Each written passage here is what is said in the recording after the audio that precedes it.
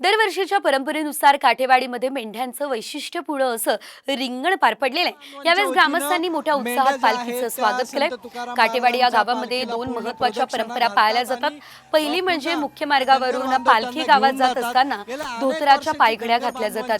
त्यानुसार परीट समाजाच्या वतीने मोठ्या भक्तिभावाने पालखीच्या स्वागताला धोतराच्या पायघड्या घालण्यात आल्या।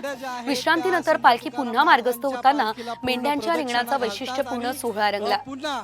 धनगर बांधव त्यांना घेऊन जातात। गेल्या अनेक वर्षाची धनगर बांधवांची ही परंपरा आहे। मेंढ्यांचं रिंगण आता या ठिकाणी सुरू झालेलं आपल्याला धनगर बांधवांच्या वतीनं मेंढ्या ज्या आहेत त्या संत तुकाराम महाराजांच्या पालखीला पूर्ण प्रदक्षिणा घालतात आणि पुन्हा धनगर बांधव त्यांना घेऊन जातात। तर मेंढपाळ सोमनाथ माने यांच्यासोबत बातचीत केली आमचे प्रतिनिधी सागर आव्हाड यांनी। बघूयात।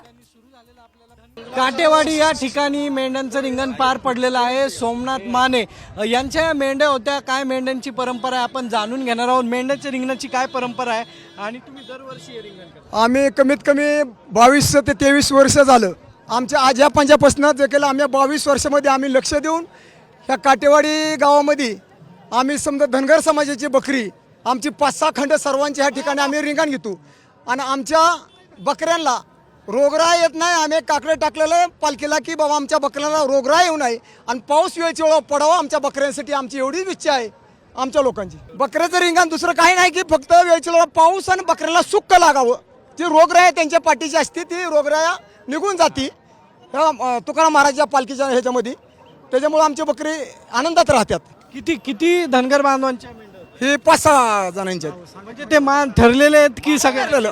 माने, मासाळ, केसकर, पाटोळे, मारनवर आम्ही किती मेंढ्या? हे मेंढे असते 1000-1200 मेंढ्यांचं रिंगण।